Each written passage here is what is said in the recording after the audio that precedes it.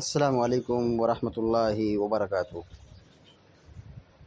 الحمد للہ رب العالمین والعاقبۃ للمتقین والصلاة والسلام علی اشرف الانبیاء والمرسلین نبینا محمد وعلی آلہ وصحبہ اجمعین وبعد۔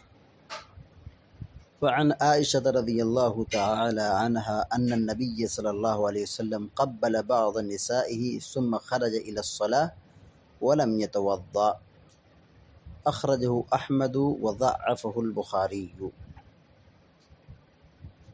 ابھی آپ کے سامنے بلوغ المرام من ادلۃ الاحکام کی حدیث نمبر 65 پڑھی گئی ہے۔ حدیث کی راوی ام المؤمنین حضرت عائشہ صدیقہ رضی اللہ تعالی عنہا ہے۔ بیان کرتی ہیں کہ ان النبی صلی اللہ علیہ وسلم قبل بعض نسائه، ان النبی صلی اللہ علیہ وسلم، یہ کہ اللہ کے نبی صلی اللہ علیہ وسلم، ان مانے یہ کہ یہ تاکید کا کلمہ ہے۔ قبل، قبل یقبلو کے معنی ہوتا بوسہ دینا۔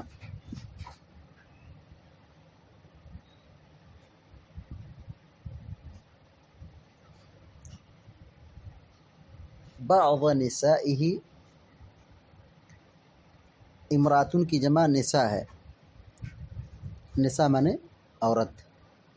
بعض نسائه اپنی بعض بیویوں کو، عورتوں کو۔ بعض نسائه اپنی بعض بیویوں کو، عورتوں کو۔ ان النبی صلی اللہ علیہ وسلم قبل بعض النساء، کہ اللہ کے نبی صلی اللہ علیہ وسلم نے اپنی بعض بیویوں میں سے کسی کو بوسہ دیا۔ قبل بوسہ دیا۔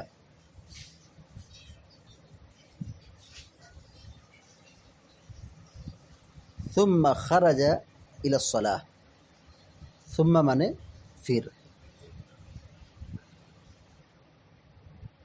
خرج نکلے، خرج مانے نکلے، الى الصلاة نماز کی طرف، الى مانے تک، طرف، الصلاة مانے نماز۔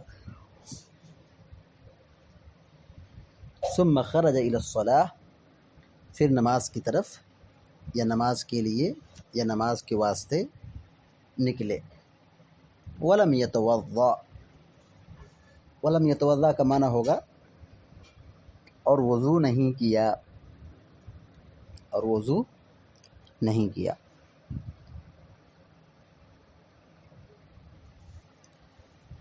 ولم يتوضأ اور آپ نے وضو نہیں کیا۔ اخرجہ احمد، امام احمد بن حنبل رحمہ اللہ نے اس حدیث کو بیان کیا ہے۔ وضعفہ البخاری، اور امام بخاری رحمہ اللہ نے اس حدیث کو ضعیف قرار دیا ہے۔ ضعف معنی ہوتا ضعیف قرار دینا۔ وضعفہ البخاری، اور امام بخاری رحمہ اللہ نے اس کو ضعیف قرار دیا ہے۔ یعنی روایت مسند احمد کی ہے یہ، اور حدیث کی سند کے متعلق امام بخاری رحمہ اللہ کہتے ہیں کہ یہ ضعیف ہے۔ ضعیف کیوں ہے؟ یہ روایت عائشہ رضی اللہ تعالی عنہ سے بیان کرنے والے ابراہیم التیمی ہیں۔ حضرت عائشہ صدیقہ رضی اللہ تعالی عنہا سے روایت بیان کرنے والے کون ہیں؟ ابراہیم التیمی۔ اور جبکہ ابراہیم التیمی یہ وہ شخص ہیں جنہوں نے عائشہ سے کچھ سنا نہیں ہے،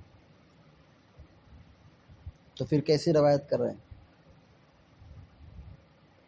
اس لیے یہ روایت کیا ہو گئی؟ مرسل ہو گئی، یعنی مرفوع نہیں ہوئی۔ تو اس روایت کے ضعیف ہونے کی جو بنیادی وجہ ہے وہ یہی کہ ابراہیم التیمی عائشہ صدیقہ سے بیان کرتے ہیں جبکہ انہوں نے کچھ سنا نہیں، یعنی عائشہ سے نہیں سنا، اسی لیے امام بخاری نے اس روایت کو کیا کہا ہے؟ ضعیف قرار دیا ہے۔ لیکن اس مفہوم کی جو روایت ہے کہ اللہ کے نبی صلی اللہ علیہ وسلم نے اپنی بعض بیویوں کو بوسہ دیا، پھر آپ صلی اللہ علیہ وسلم نماز کے لیے گھر سے نکلے اور اس دوران وضو نہیں کیا، اور یہ روایت ترمذی وغیرہ کے اندر ہے اور صحیح روایت ہے۔ تو حدیث کا مستفاد یہ ہوا کہ عورت کو یا کسی کو بال بچوں کو چومنے سے، بوسہ لینے سے وضو نہیں ٹوٹتا ہے۔ حدیث کا ترجمہ پھر دیکھیے، عن عائشہ رضی اللہ تعالی عنہا، حضرت عائشہ صدیقہ رضی اللہ تعالی عنہا سے روایت ہے، ان النبی صلی اللہ علیہ وسلم قبل بعض النساء، کہ اللہ کے نبی صلی اللہ علیہ وسلم نے اپنی بعض بیویوں کو بوسہ دیا۔ قبل چوما، بوسہ دیا، کس کیا۔ ثم خرج الی الصلاۃ، پھر آپ نماز کے لیے نکلے، ولم یتوضا، اور آپ نے وضو نہیں کیا، یعنی بیوی بچوں کو چومنے سے، کس کرنے سے، بوسہ لینے سے وضو نہیں ٹوٹتا ہے، یہ نواقض وضو میں سے نہیں ہے۔ اس حدیث کو یہاں اس باب میں اس لیے ذکر کیے ہیں کہ یہ بھی بوسہ دینا بال بچوں کو، اس کی وجہ سے وضو نہیں ٹوٹتا ہے، یہ نواقض وضو میں سے نہیں ہے۔ ہاں ایک کنڈیشن ہے جس میں وضو ٹوٹ جائے گا، وہ یہ کہ اگر بیوی کو بوسہ دیتے وقت شرمگاہ سے مزی کا خروج ہو جائے، یعنی مزی نکل آئے، یا پیشاب کے راستے سے کچھ بھی نکل آئے بوسہ لینے کی وجہ سے، تو اس صورت میں وضو ٹوٹ جائے گا۔ تو اس کے ٹوٹنے کی جو وجہ ہوگی، اس لیے کہ اس نے بیوی کو بوسہ دیا تو وضو ٹوٹ گیا، نہیں، اس کے وضو ٹوٹنے کی جو وجہ ہوگی شرمگاہ کے راستے سے اس پانی کا نکلنا، شرمگاہ کے راستے سے اس پانی کا نکلنا۔ یعنی وضو کیوں ٹوٹا؟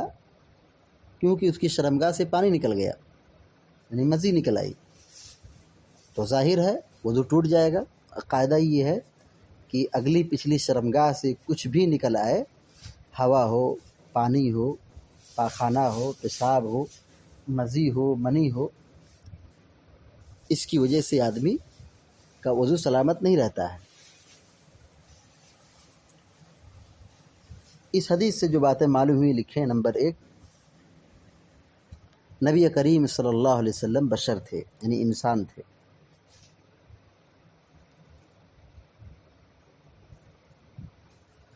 اس کی کیا دلیل ہے؟ جی، کہ آپ کے پاس بیویاں تھیں، آپ بال بچے والے تھے، اور آپ بیویوں کو بوسہ دیتے تھے۔ یہ صریح دلیل ہے کہ آپ صلی اللہ علیہ وسلم بشر تھے، انسان تھے۔ دوسری بات یہ معلوم ہوئی، اپنے گھر والوں کا، بال بچوں کا، بیویوں کا خیال رکھنا چاہیے، ان کے ساتھ اچھا سلوک کرنا چاہیے۔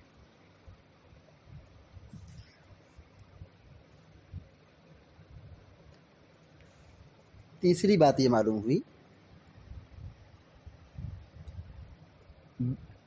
عورت کو یا بیوی کو چھونے کی وجہ سے وضو نہیں ٹوٹتا ہے۔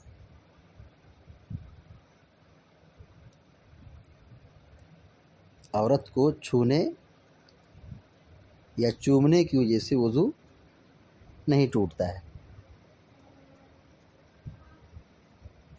اس حدیث سے ایک بات یہ بھی معلوم ہوئی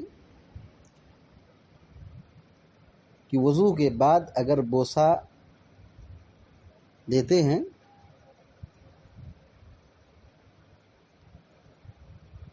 تو اس سے وضو نہیں ٹوٹے گا۔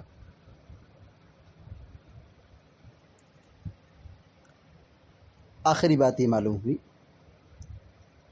کہ نماز کے لیے گھر سے باہر نکلنا چاہیے۔ نماز کی پابندی کرنا چاہیے. نماز کے لیے گھر سے باہر یعنی مسجد جانا چاہیے، گھر میں نہیں پڑھنا چاہیے، الا ہے کہ بہت بڑی مجبوری ہو، عذر شرعی ہو.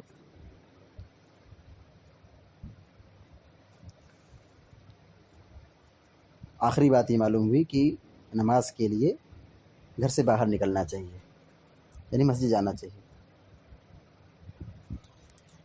اللہ رب العالمین سے دعا ہے کہ اللہ تعالی ہم سب کو علم نافع عطا فرمائے، عمل صالح کی توفیق عطا فرمائے، آمین یا رب العالمین. اقول قولی هذا واستغفر الله لي ولكم ولسائر المسلمين فاستغفروه انه الغفور الرحیم. وصلی اللہ علی نبینا محمد وعلی آلہ وصحبہ اجمعین. السلام علیکم ورحمۃ اللہ وبرکاتہ.